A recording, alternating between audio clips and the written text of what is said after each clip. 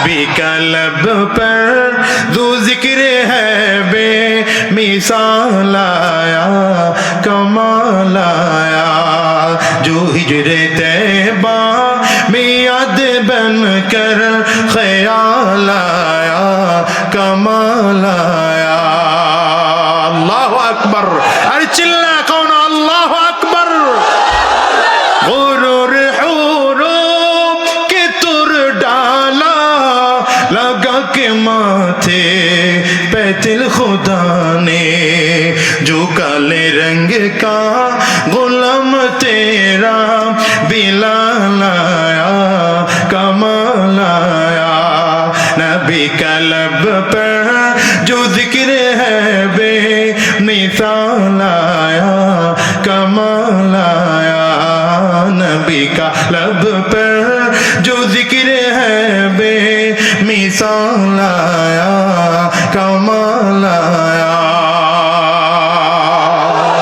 হযরত বিলাল যদিও কালো কিন্তু কালোর চেহারা এত নূর মনে হয় যেন আল্লাহর বানানো হুরের চেয়েও হযরত বিলাল সুন্দর কোথায় হযরত বিলাল আজ থেকে 1450 বছর আগে ইন্তেকাল করেছেন কিন্তু আজও আমরা হযরত বিলালের নাম নেওয়ার সময় শ্রদ্ধা ভক্তি মুহাব্বত ভালোবাসায় টইটম্বুর করে নাম নেই এটা ইসলামের মর্যাদা এটা কোরআনের কারণে মর্যাদা আর আবু জাহাল আবু লাহাব উতবা সাহেবা আবু লাহাব কত সুন্দর ছিল জানেন আবু লাহাবের নাম কিন্তু মূলত আবু লাহাব না আবু লাহাবকে তার উপাধি ডাকা হতো আবু লাহাব কারণ লাহাব মানে হলো আগুনের একদম উপরের মাথাটা দেখবেন এত লাল হয় দেখতে খুব সুন্দর লাগে আগুনের একদম উপরের জায়গাটা তো আবু লাহাব ওরকম সুন্দর ছিল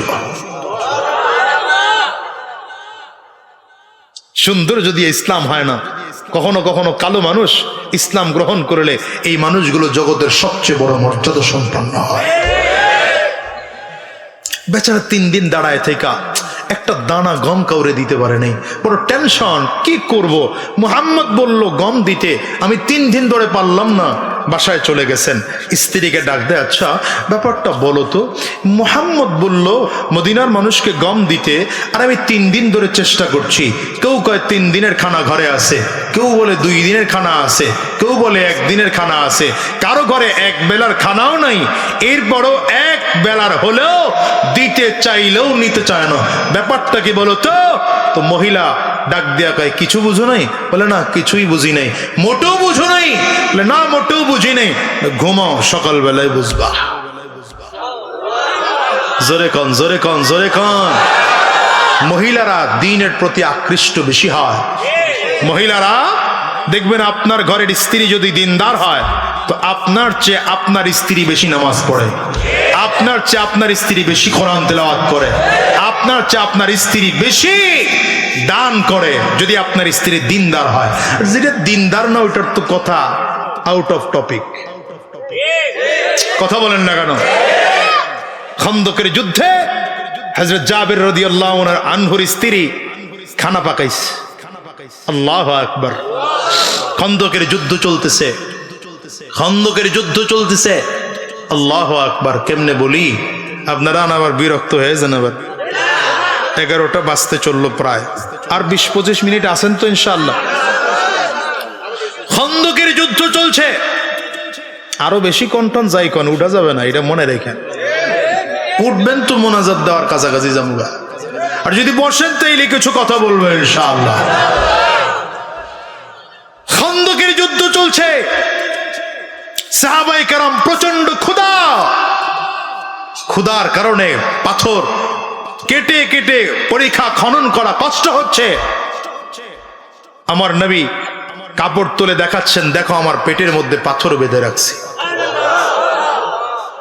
খন্দকের যুদ্ধটা অন্যরকম ছিল অন্যান্য যুদ্ধের অস্ত্রের ছিল আর খন্দকের যুদ্ধ পুরোটা খনন করা ভাগ করে দিয়েছেন এই 10 জন এখানে এই 10 জন এখানে এই 10 জন এখানে খনন করতে থাকো জাবির রাদিয়াল্লাহু আনহু আমার নবীর দিকে তাকায় দেখলেন নবীজির চেহারার দিকে তাকানো যায় না ক্ষুধার কারণে নবীজির চেহারা শুকিয়ে গেছে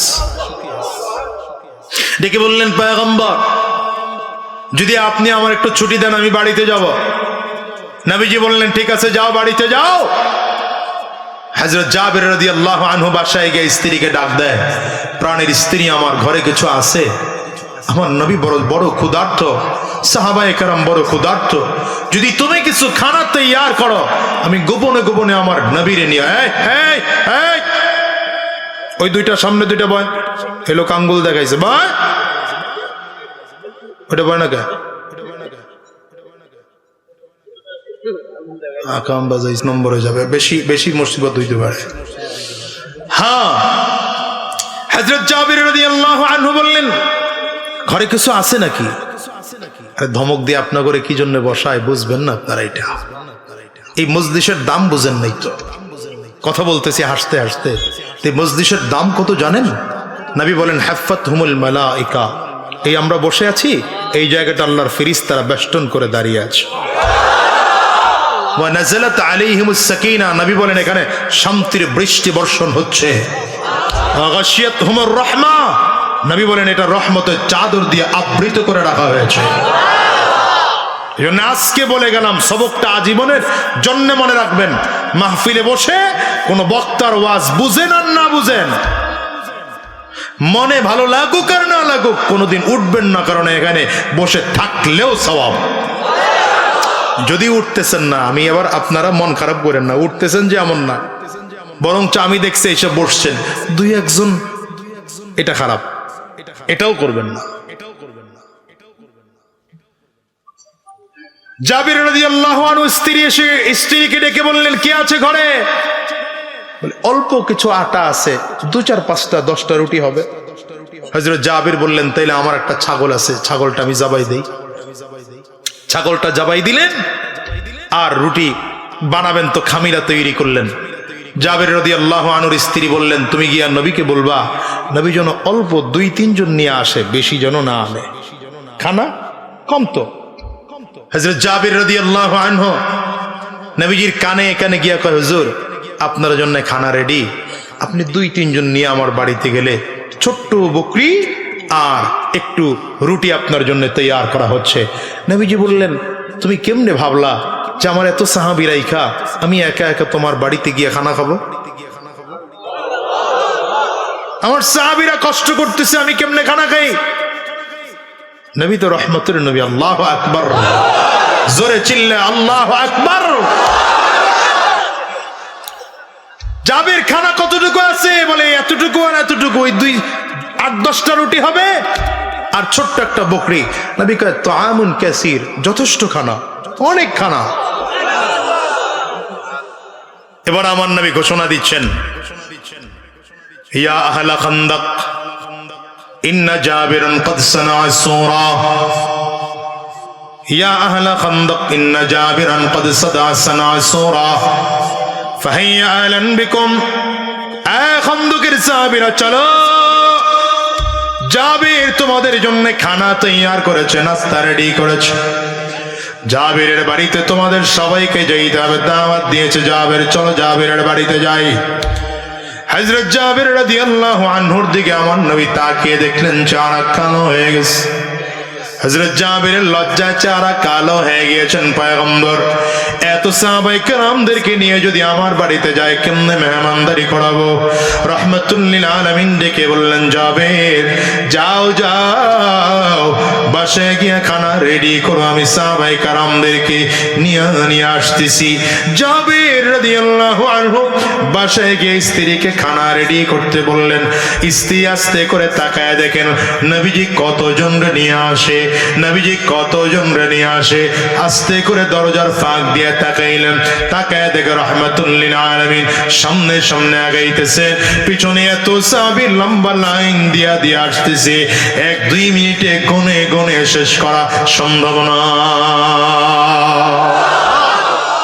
পুরো খন্দকবাসী এসে জাবিরের বাড়িতে হাজির।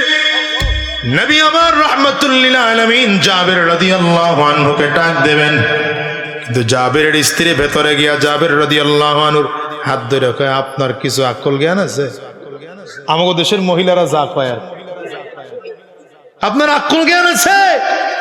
আপনার এত বারবার কইলাম যে 2-3 জন আনবেন, হুজুর এই সব লয়ে আইছেন, কেমনে খাওয়াম? কি কথা কন না কেন? আমাকে তো শুরু মহিলাগত শ্বশুর বাড়ির যদি দেখে মেহমান, তাহলে তো চান্দি এমনি গরম হয়ে যায়।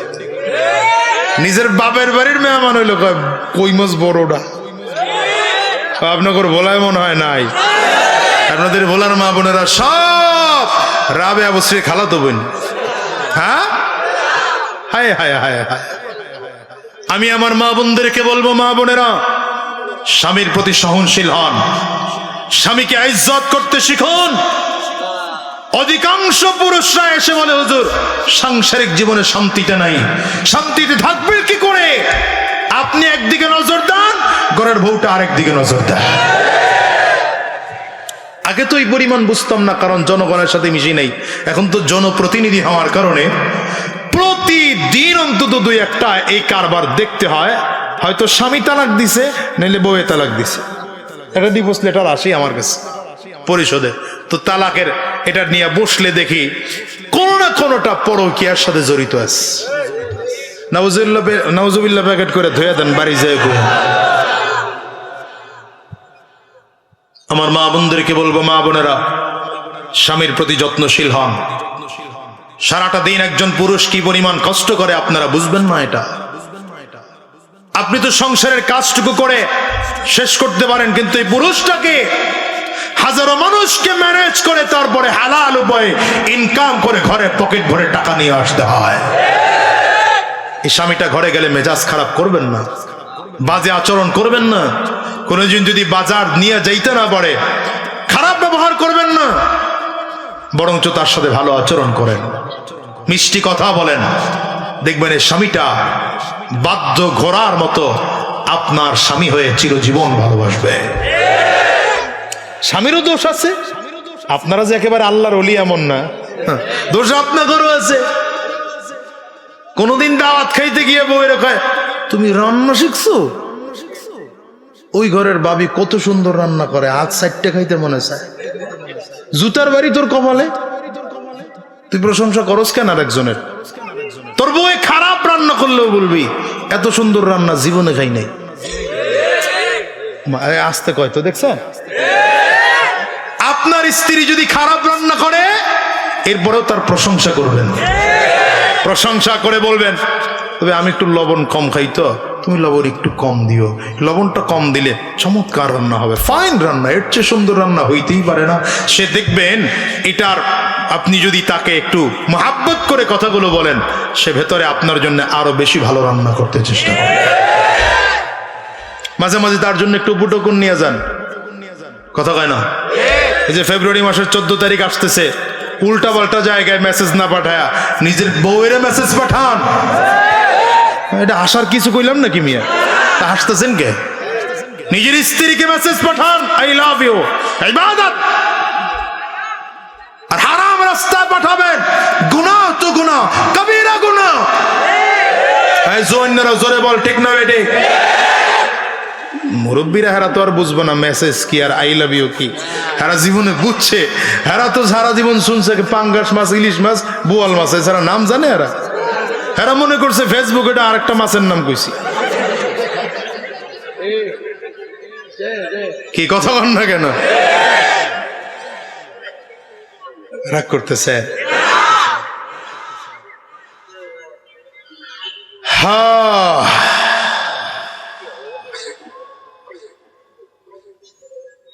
তো জাবের রাদিয়াল্লাহু আনহুর স্ত্রী কয়, তুমি এটা কোনো কাম করছো? তোমার এত বারবার বললাম যে খানা অল্প, তুমি এত লোক নিয়ে আসলা। হযরত জাবের কয়, ভাই কি করব, নবীর কাছে বলছি তো যে খানা অল্প। কে বলছো? হ্যাঁ। তো নবী কি কইছে? কয় তো আমন কাসির। নবী বলছে অনেক খানা।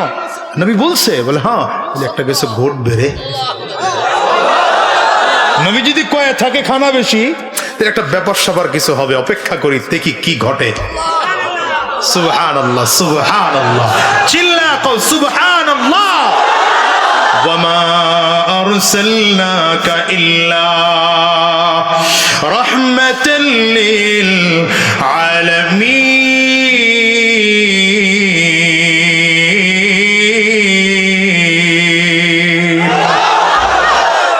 নবীজি হযরত জাবিরের বাড়িতে যাইয়া হযরত জাবিরকে ডেকে বললেন, ছানা আটাগুলো নিয়ে আসো, যেটা দিয়ে তোমরা রুটি বানাইবা।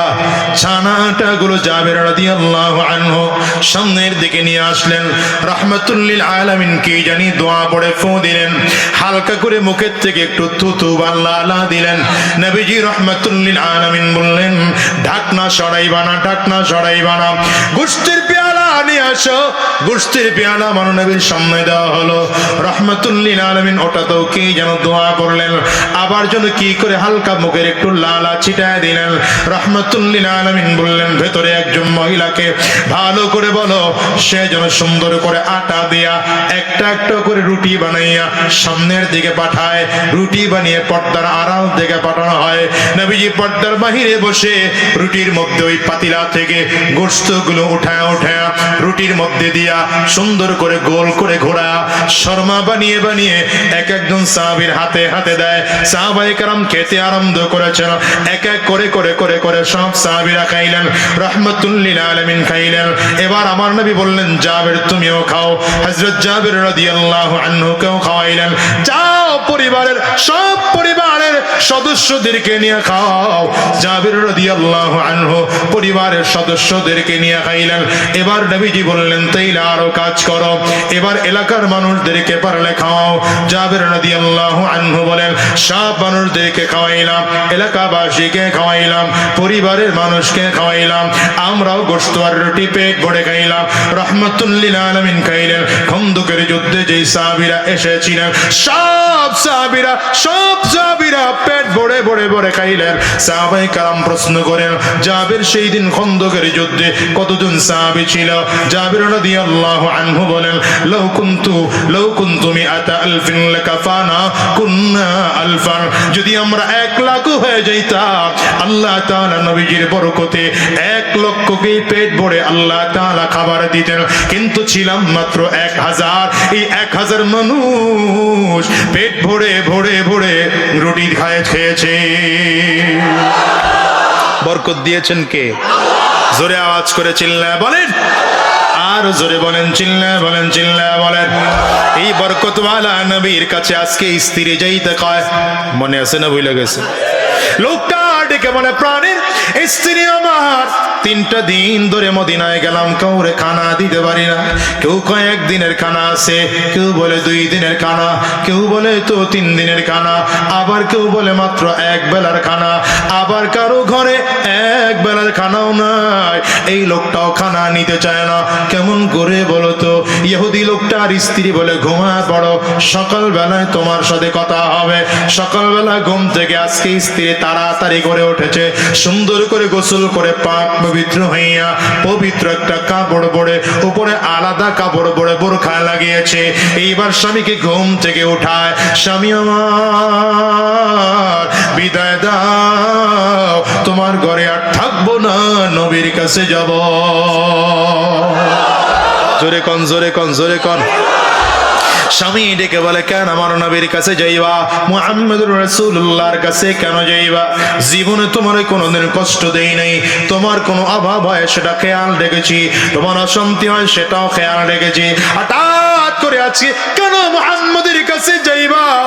স্ত্রী ডেকে বলে, স্বামী আমার, জীবনভর কোনোদিন তোমার সংসারে আমি অভাব দেখি নাই, যতদিন সংসার করেছি তোমার কাছ থেকে কোনোদিন কষ্ট পাই নাই। আজকে তোমার 1টা বছরের মধ্যে আজকে সংসারে খানা একটু কম হলো, গম একটু কম হলো, 10 মাসের গম হলো, 2 মাসের টান পড়ে গেল, তোমার এমন টেনশনের কারণে খাওয়া নাই, ঘুম নাই, গোসল নাই, বড় টেনশনে পড়ে গিয়েছ। অথচ সাহাবায়ে কেরাম যারা আমার নবীর আদর্শে আদর্শবান হয়েছে, কারো ঘরে মাত্র 3 দিনের খানা, এরপরেও খানা দিতে চাইলেও নিতে চায় না। কারো ঘরে মাত্র 2 বেলার খানা, তারপরও খানা দিতে চাইলেও নিতে চায় না। কারো ঘরে 1 দিনের খানা, এরপরও খানা দিতে চাইলেও নিতে চায় না। আবার তাকে দেখো, কারো ঘরে 1 দিনের 1 বেলার খানাও নাই, এরপরও খানা দিতে চাইলেও নিতে চায় না। বুঝা গেল তোমার ধর্মে খানার টেনশন করা লাগে। মুহাম্মদুর রাসূলুল্লাহর ধর্ম গ্রহণ করলে খানার আর টেনশন করা লাগে না, আমি আর তোমার সংসারে থাকতে চাই না।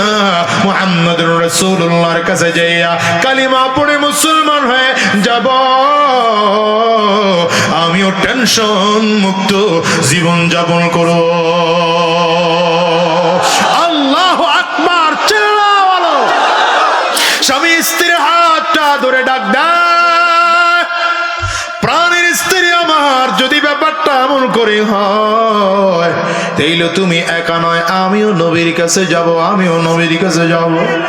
তুমি একা নয়, আমিও নবীর কাছে যাব। রহমাতুল লিল আলামিনের সামনে দাঁড়ায়া দুইজন কালিমা পড়ে মুসলমান হয়ে যাব।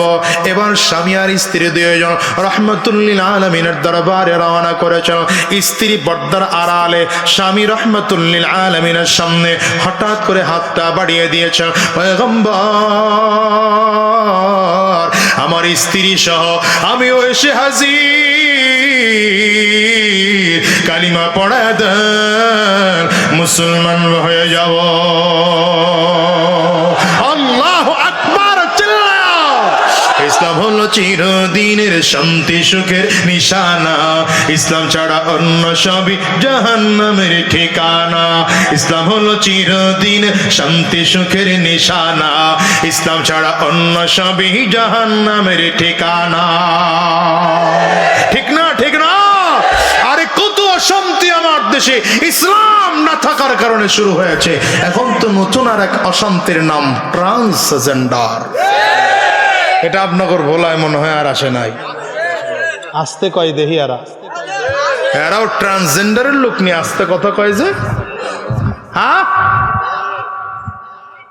ট্রান্সজেন্ডার কি জানেন? হায় হায়, অনেকে তো কয় হুজুর এইটা আবার কোন জগতের হালুয়া। আমার দেশে কি বাবা,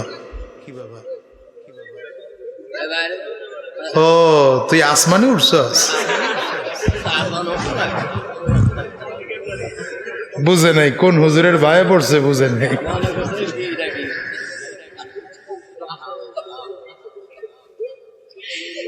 আমার দেশে একটা সময় ছিল নারী আর পুরুষ, নারী আর পুরুষের বাহিরে আরেকটা জেন্ডার ছিল, থার্ড জেন্ডার। থার্ড জেন্ডার চিনেন তো? কারা এটা? হিজড়া, তাদেরকে থার্ড জেন্ডার বলে অথবা তৃতীয় লিঙ্গ বলে চিনে। আমি বলি আলোচনায় যে হিজড়াদেরকে থার্ড জেন্ডার বলা এটা উচিত না। কেন উচিত না? যদি আপনি তাদেরকে তৃতীয় লিঙ্গ বলেন তাহলে ফার্স্ট জেন্ডার কাদেরকে বলবেন? পুরুষকে। কথা বলে না। সেকেন্ড জেন্ডার কাদেরকে বলবেন? মহিলাদেরকে। আর থার্ড জেন্ডার ওই হিজড়াদেরকে বললেন।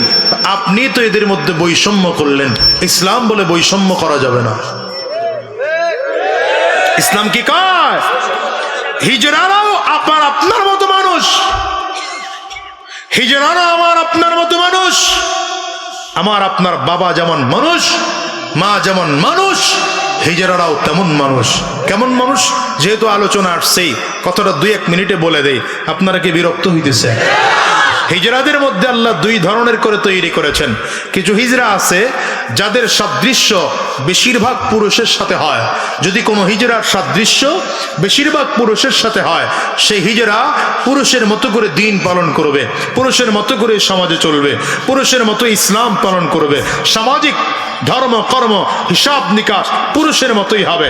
আবার যদি কোনো হিজড়ার অধিকাংশ শারীরিক আকৃতিটা মহিলাদের মতো হয়, তার ইসলাম মহিলাদের মতো করে পালন করবে, তার দিন ধর্ম মহিলাদের মতো করে পালন করবে, সমাজে মহিলাদের মতো করে চলবে, সকল বিধিবিধান মহিলাদের মতো করে হবে। সুতরাং তারা আলাদা কোনো জেন্ডার নয়, তারাও একজন মানুষ। কিন্তু এখন এটা তো পর্যন্ত ছিল, এখন নতুন করে আরেকটা আসছে, ট্রান্সজেন্ডার। ট্রান্সজেন্ডারের মূল থিওরি হলো এরকম যে 18 বছর 20 বছর পর্যন্ত লোকটা ছিল ছেলে, তার বাবাও নাম রাখছে ছেলে হিসাবেই। বুঝে না কথা? তার শারীরিক আকৃতি ছেলের মতো, চলাফেরা ছেলের মতো, কথাবার্তা ছেলের মতো। 18, 20, 25 বছর হয়ে যাওয়ার পরে হঠাৎ করে মনে পড়ছে, আরে আমি তো ছেলে না, আমার মনটা তো মেয়েদের মতো। এখন তার স্লোগান হলো, আমার নারী মন পুরুষ দেহে আটকা পড়ে আছে। নাউজুবিল্লাহ। এটা নাউজুবিল্লাহ হইল। আর জোরে কর নাউজুবিল্লাহ, আওয়াজ দিয়ে চিল্লায় বলেন নাউজুবিল্লাহ। এটা হলো ওদের। আবার নারীদেরও কথা এরকম, 18, 20, 25 বছর পর্যন্ত সে সমাজে ছিল নারী, নারী হয়েই বড় হয়েছে, শারীরিক আকৃতি গঠন সব নারীদের মতো, চলাফেরা নারীদের মতো, কিন্তু লোকটা হঠাৎ করে 18, 20 বছর পরে বলে আমি তো আসলে নারী না, আমার তো আসলে পুরুষ পুরুষ লাগে, আমার মনটা পুরুষের মতো। তাহলে আমার পুরুষ মন নারী দেহে আটকা পড়ে আছে। আচ্ছা, এ পর্যন্ত যদি হইতো তাইলেও একটা কায়দা ছিল, এ পর্যন্ত হতে পারে। বলে কেমন? একজন পুরুষ তার ব্যাপারটা এমন হতেই পারে যে পুরুষত্ব তার কাছে কোনো দিক থেকে অনুপস্থিত আছে, কোনো নারী দেখলে তার মধ্যে কোনো ফিলিংস তৈরি হয় না। এটা ডাক্তারদের মতামত হলো এতটুকু পর্যন্ত যদি হয় এটা একটা রোগ, এটাকে চিকিৎসা করে ভালো বানাতে হয়। কপাল পড়ে জাতি নতুন একটা ইয়ার করেছে, বলে আমার মনটা যেহেতু মহিলার মতো তাইলে আমি আর পুরুষ না, আমি মহিলা। এখন কি করতে হবে?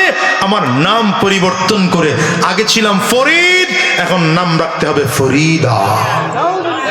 তো কথা কয় না তো, আগে আমি ছিলাম ফরিদ, এখন নাম কি? ফরিদা। তো নাম পড়ি ফরিদা রাখছো, ঠিক আছে, দাড়ি কই? কয় আছে। চুল কই? কয় আছে। গোফ আছে। তো এটার উপরে কেমনে কি? ঠোঁটে লিপস্টিক লাগাবো আর মুখে মেকআপ পালিশ করব, জুতা দিয়া বিসমিল্লাহ সারা পিটানো দরকার। আচ্ছা, এই পর্যন্ত হইলে এটারে জুতা পিটায় মানুষ করবেন ভালো, কিন্তু এখন উন্নত চিকিৎসা বিজ্ঞান কয় টেনশন করো না, তুমি যদি চাও, সব বয়সের লোক আছেন তো ক্লিয়ার বলতে পারবো না, কথা বুঝে নিবেন, তুমি যদি চাও অপারেশন করে তুমি বেটা থেকে মহিলা বানায় দিতে পারবো। এখন এই গাধা, এই আহাম্মক এখন মহিলা হওয়ার জন্য অপারেশন শুরু করছে, 2, 4, 5 মাস লাগায় অপারেশন করে সে ফুল মহিলা হয়ে গেছে। এখন সে মহিলার মতো এরকম কি বলে ডাইনয়া বাময়া হাঁটে, মহিলার মতো ভেস্কি দিয়ে কথা কয় না। আবার ঠিক নারীও ওইভাবে পুরুষ হওয়ার জন্য চেষ্টা করে। অন্যান্য দেশের কিছু কিছু জায়গায় এদেরকে বৈধতা দেওয়া হয়েছে, বাংলাদেশেও বৈধতা চাওয়ার জন্য এরা উঠে পড়ে লেগেছে। তো আমরা বলতে চাই এটা বাংলাদেশ, এটা মুসলমানদের দেশ, এটা পীর আউলিয়াদের দেশ, এটা শাহ জালালের দেশ, এটা শাহ পরানের দেশ, এটা শাহ ইয়ামানির দেশ, এটা আল্লাহ ওয়ালাদের দেশ। এখানে সমকামীদের জায়গা হতে দেওয়া হবে না, হবে না, হবে না। হাত তুলে বলো ঠিক কিনা? আরে ক্লাস 7 এর বইতে শরীফ আর শরীফার যে গল্পের মূল থিওরি তো এটা, কথা বল না কেন? যদি আপনারা বলেন হুজুর না, গল্পের মূল থিওরি এটা না, এটা হিজরাতের ব্যাপারে বলা হয়েছে, তাহলে আমি বলবো যদি হিজরাতের ব্যাপারে বলাই হয় তাহলে গল্পের মাঝখানে ওই শব্দটুকু কেন আসছে? পড়ছেন কেউ আপনারা? জানি না পড়ছেন কিনা। যদি ওটা এখানে আনাই হয়, ওখানে বলা হলো কি যে আমার সব ঠিক আছে, আমার কোনো পরিবর্তন হয়নি, শুধু আমার মনটা মেয়েদের মতো। তো তোমার বডি পুরা ঠিক, মনটা মেয়েদের মতো, এটা তো ট্রান্সজেন্ডারের থিওরি। এখন যদি বলেন হুজুর আমরা আসলে হিজরাতের কথা বলতে গিয়ে গল্পটা ভুলে লিখে ফেলেছি, আমরা বলবো সরকার জনগণের টাকা খেয়ে সরকার হয়। এই বইগুলো যারা লিখেছে এরা জনগণের টাকা খেয়ে লিখেছে, জনগণের টাকা খেয়ে, আমার ভ্যাটার আমার ট্যাক্স খেয়ে আমার সন্তানকে লেখাপড়া করাইবা, ভুল ভাল করাইবা, এই অধিকার তোমাদেরকে কে দিয়েছে বলো? কে দিয়েছে? আর যদি কেউ ইচ্ছা করেই করছি যদি বলো, তাইলে এখানে আমার কথা আছে। ইচ্ছা করে যদি কেউ কয়, আপনার এখানে আপনারা যারা পুরুষরা আছেন, এই ভালো করে শুনে রাখেন, 18 বছর পরে আপনার ছেলে যদি কয় আব্বা আমি মেয়ে হয়ে গেছি গা, মানবেন এমন কে আছেন? হাত তুলেন। কেউ মানবেন না? কথা কন না কেন? গতকালকে কথাটা বলতেছিলাম, একজন মুরব্বী কয় মান মুতু না ওরে পাগলা পাঠামু। পাগলা করত পাবনা, আপনারও কি একই অবস্থা? কথা কন না কেন? হয়তো পাবনা পাগলা গারোতে পাঠাবেন, নয়তো জুতার বাড়ি দিয়ে শায়েস্তা করবেন। কথা বলে না কেন? আমার ক্লাস 7 এর মধ্যে যে শিশুদেরকে মেজাজ নষ্ট করার জন্য যারা ঘৃণ্য চক্রান্তর ষড়যন্ত্র করে ওদেরকে হয়তো পাবনা পাগলা কারোতে পাঠাতে হবে, নয়তো জনগণ জুতার বাড়ি দিয়ে শায়েস্ত করবে। নারে তাকবীর, ইসলামের আলো। হ্যাঁ, তবে হ্যাঁ আমি বড় খুশি। বলে কেন খুশি বলেন, প্রশ্ন করেন কেন খুশি? আমি খুশি এই জন্য খুশি, আল্লাহ কয় ওরা চায় ইসলামের আলো নিভে যাক। ইসলামের আলোকে ওরা নিভাইতে পারবে? আল্লাহ যেটা জ্বালায় সেটা কেমনি নিভাবে? এখন পরিস্থিতি হয়েছে কি জানেন, এতদিন আমরা হুজুররা এই ওয়াজ মাহফিল কইরাও মাদ্রাসায় ছাত্র আনতে পারি নাই, আর এখন সচেতন বাবা মা আইসা কয় হুজুর স্কুলে আর পড়াবো না, অটোমেটিক মাদ্রাসায় পড়াবো।